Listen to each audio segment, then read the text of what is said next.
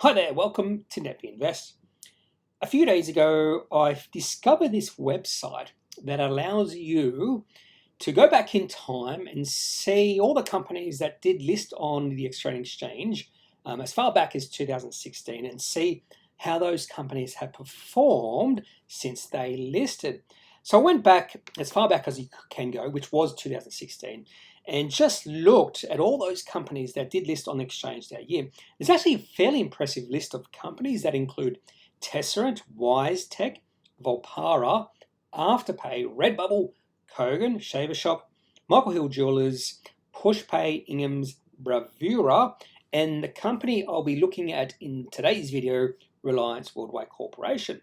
Now, there were also a lot of companies that no longer exist on the ASX. Some of those companies have gone bankrupt, some have changed their name, and some have merged or been bought out by other companies. So, a very intriguing list of companies, and you can just see how some companies have performed over the last 5 years.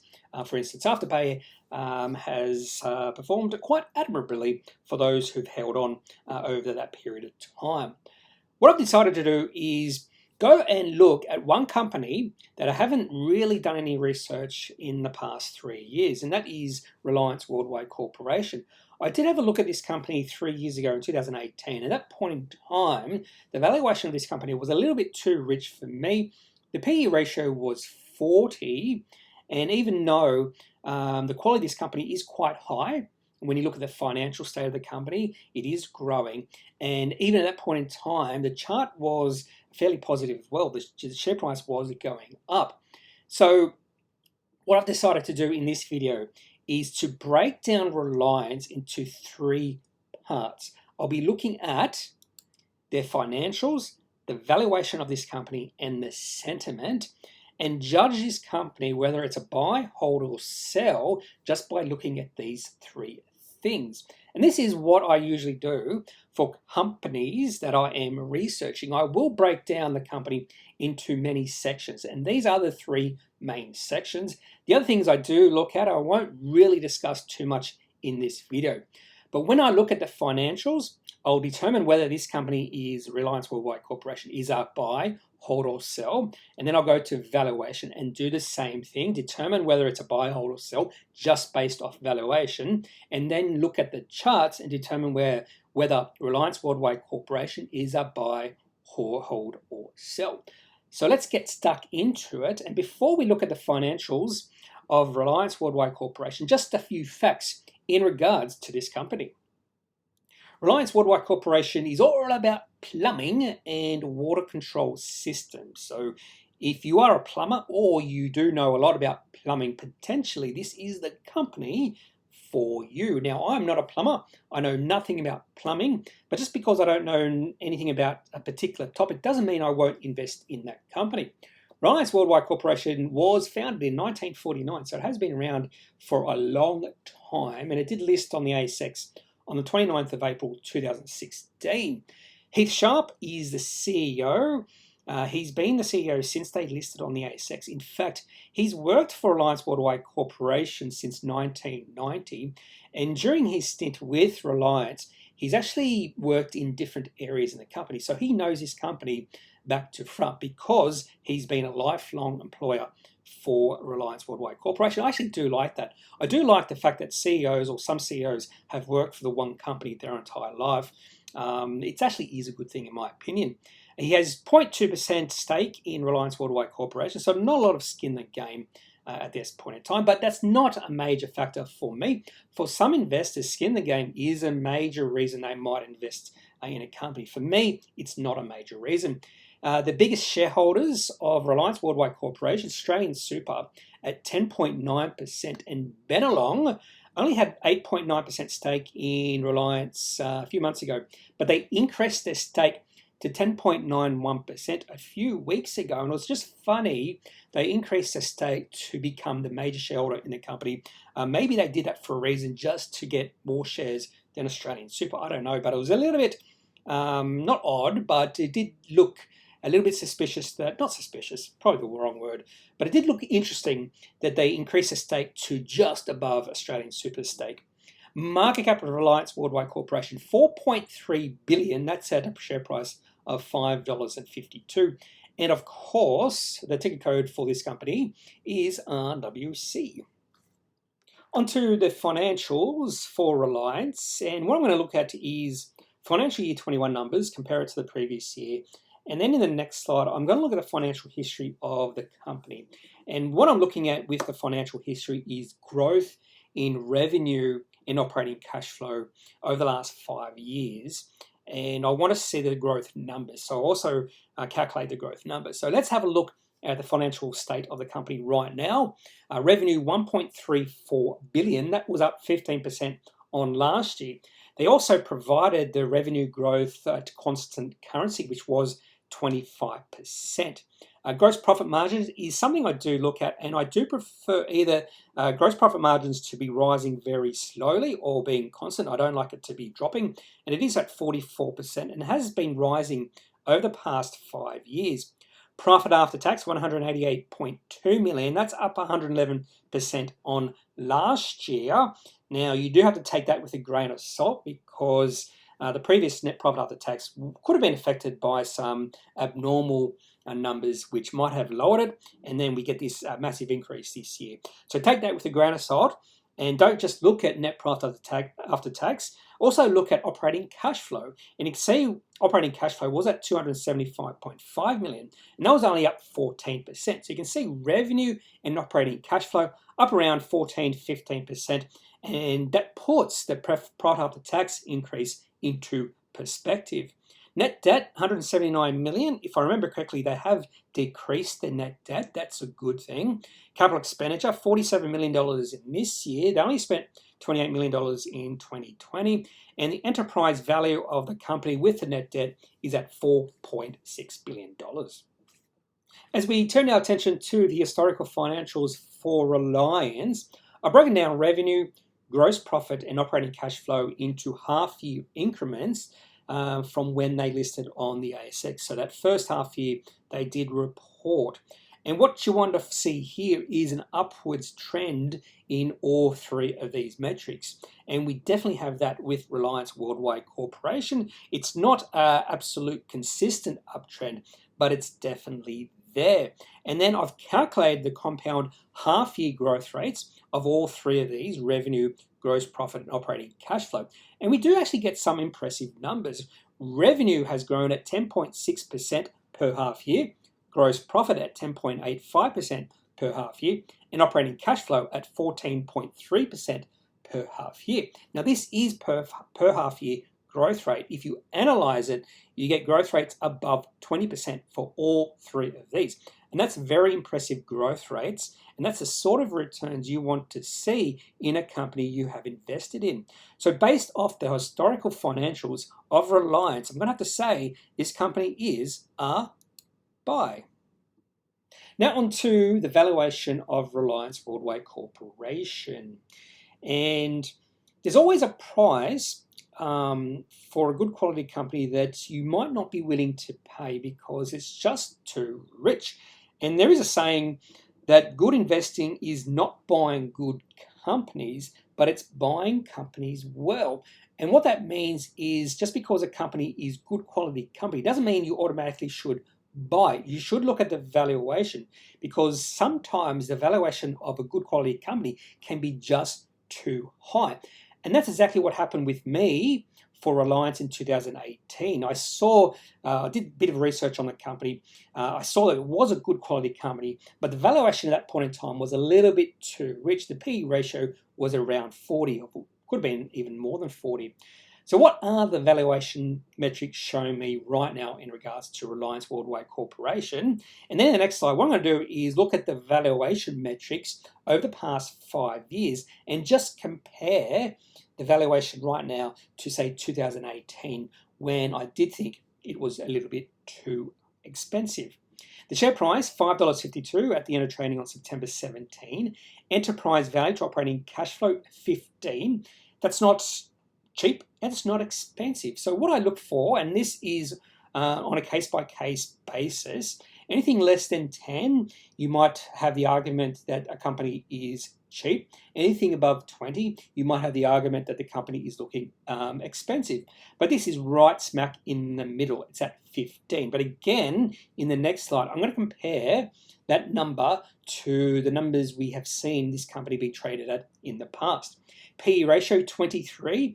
And for a company that's growing their revenue, operating cash flow, and gross profit at over 20% per year, a PE ratio of 23 is not overly stretched. Once you get to like 40 or 50, you could say that's probably a little bit too high. If the PE ratio was like 15, I would say this would be a screaming buy. Price to sales ratio 3.2 and the price to book ratio 2.7. And we're going to look in the next slide to see if those numbers have been coming down or have been going up. And if those numbers have been going up, that means there's a little bit of multiple expansion been happening. And that means the market is willing to pay a little bit more of a premium for this company than it has in the past. So let's look at the financial history of some of these metrics to see if maybe there is some good value right now for Reliance. The first thing we're going to look at here is just compare the PE ratio and the price to operating cash flow, which is similar to the enterprise value to operating cash flow over the past 3 years. And what I want to see here is any sort of trend in these two metrics. If we see the PE ratio and the price to operating cash flow going down through time, that means on a relative basis compared to 3 years ago, there is some value in this company. And we actually have seen that with these two metrics. If we go back to 2018, the PE ratio of Reliance Worldwide Corporation was well above 40, and now it's at 23. So we have seen the PE ratio come down through time. That means there is some value here compared to what we'll see in 2018. Same thing with price to operating cash flow. It actually has come back through time. So there is some good value here with Reliance compared to where or what we've seen 3 years ago. As I turn my attentions to the price to sales and the price to book ratio, a fairly similar story than the price to earnings and the price to operating cash flow.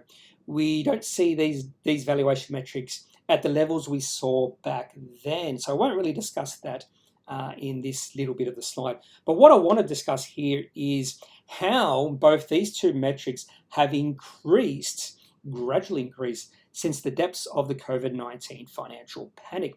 And it's very understandable why that's happened, because 18 months ago, in March 2020, there was a lot of uncertainty, a lot of risk at that point in time because of that uncertainty.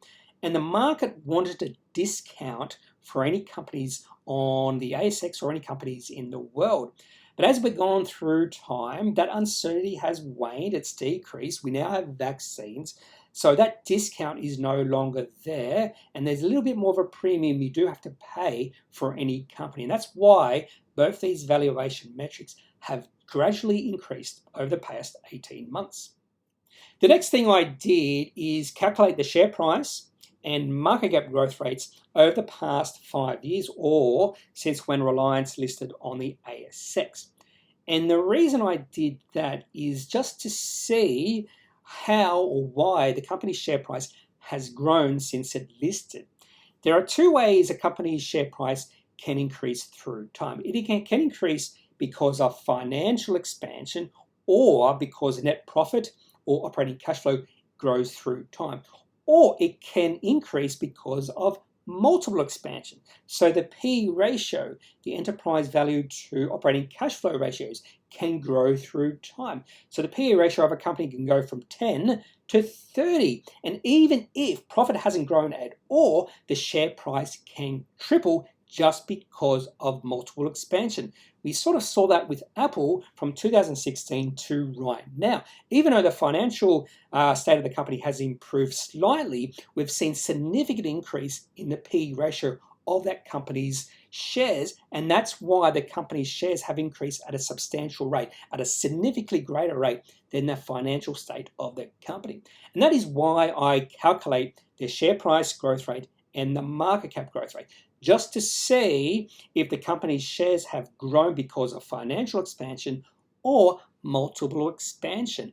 And over the last 5 years, because the market cap has grown at very similar rates, then revenue, gross profit and operating cash flow, that is telling us that the company's share price has grown because of financial expansion. There's been very little multiple expansion over that time period. Now, you might see a bit of a discrepancy between the share price growth rate and the market cap growth rate. Why is the share price growing at 5% lower rate than the market cap? And the whole reason behind that is because of a capital raising. Reliance Worldwide Corporation did a capital raising about 2 or 3 years ago. And this should show you the dilutive negative effects of capital raisings on the individual investors' overall returns. So the share price growth rate is the return for the individual investors on a half-year basis. So the individual investor is only getting a 6% return over the past 5 years. And compare that to the overall valuation of the company, which has grown at 11.1% per year. So this should give you some sort of insight to the bad effects of capital raisings on the individual investors' overall returns in a company. So if a company is continually doing capital raisings, that is negative. That should be viewed with a negative side because it can harm your overall returns. It might increase the company's valuation, but it might have a bad effect on your returns. The next thing I wanted to do is, instead of looking at the last 5 years, I just wanted to focus on the last 3 years since the last time I did a little bit of research on this company. I just wanted to see how the financial metrics have grown compared to the valuation metrics, in particular the market cap. And even though revenue, gross profit and operating cash flow have grown at similar rates, although operating cash flow actually has increased at a greater rate in the past 3 years, 20.4% now, we haven't seen any growth in the valuation of this company in the past 3 years, which means the share price right now is at an almost identical level than it was 3 years ago. And this is the problem of buying into a company when you do see multiple expansion, which is what happened with Reliance Worldwide Corporation. In the first 2 years, it was listed on the ASX. We saw the share price increase at a significant level, which means the PE ratio climbed at a greater rate than the financial expansion of the company. And if that does happen, there's a greater risk that the overall returns you might see in the next few years might be lower than the financial returns that the company experienced. And that's exactly what's happened since 2018.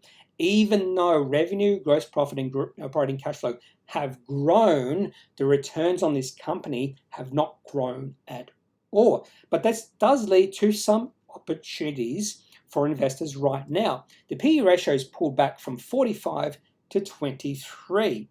And there's no reason why we can't see multiple expansion in this company in the next 3 years. The PE ratio could go from 23 to 45 in that time period, because we've seen that in the past. And if we continue to see financial expansion, we continue to see operating cash flow and profits grow, and we see multiple expansion, that would lead to a significant explosion in this company's share price. We might see it triple or quadruple in that 3-year period if we get financial expansion and multiple expansion. Now, the question is Reliance Worldwide Corporation on a valuation basis a buy, hold, or sell? I did have to think about this for a while, because if you look at the past 5 years since when they listed on the ASX, the growth rate in the share price of this company has been suppressed because of a capital raising, but the overall valuation is very similar than the revenue, gross profit, and the operating cash flow. But over the past 3 years, even though the financial state of the company keeps on improving, we've seen no growth rate in the share price or valuation.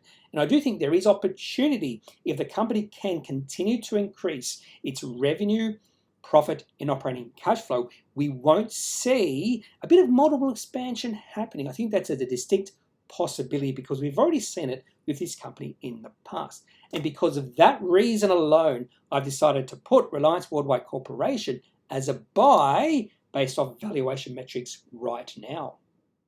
Onto the sentiment for Reliance. And with the sentiment, I do like to look at charts to judge where it is at one particular point in time. And the first chart we're going to look at here is the weekly chart from when Reliance listed on the ASX in 2016.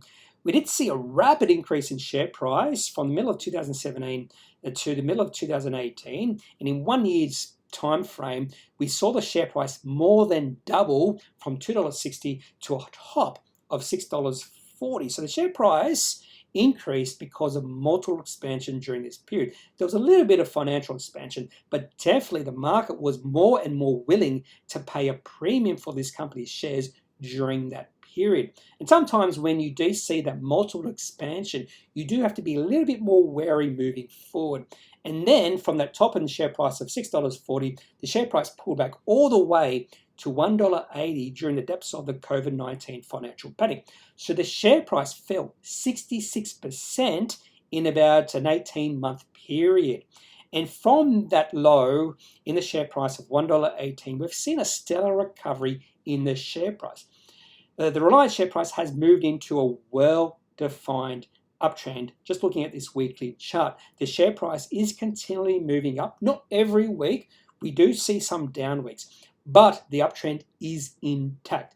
And we are moving towards the all-time high of $6.40. Current share price is $5.52. And a few weeks ago, the share price got to $6.20. In fact, just looking at the weekly chart here, we have seen the share price move towards or in between the 10-week and the 20-week moving average. And over the past 6 months, anytime the share price has moved in between those two moving averages, we have seen the share price rebound. So just looking at the weekly chart here, there is an opportunity to buy into Reliance Worldwide Corporation. So let's have a look at the daily chart. And if the daily chart confirms what we see in the weekly chart, maybe Reliance is an overwhelming buy just on sentiment alone.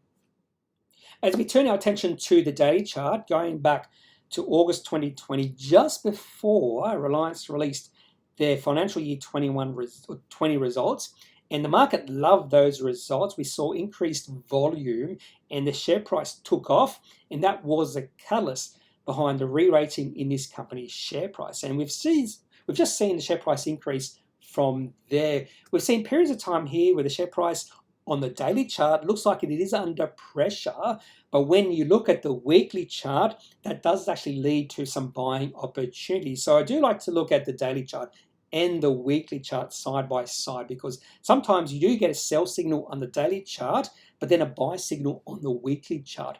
And right now, there is a buy signal with Reliance because there is a little bit of support right on $5.40. And the reason that is support, if you go back to June this year, the share price hit that level and then retreated. So $5.40 back then was actually resistance. And then it moved through that $5.40, which was resistance. And as soon as it moved through that resistance level in July, it became support. And we've just tested that support a few days ago. And if we remain above $5.40, that would be fairly bullish. And because we're right on it now, that could be a good buying opportunity, particularly for traders who might not want to own this for the long term.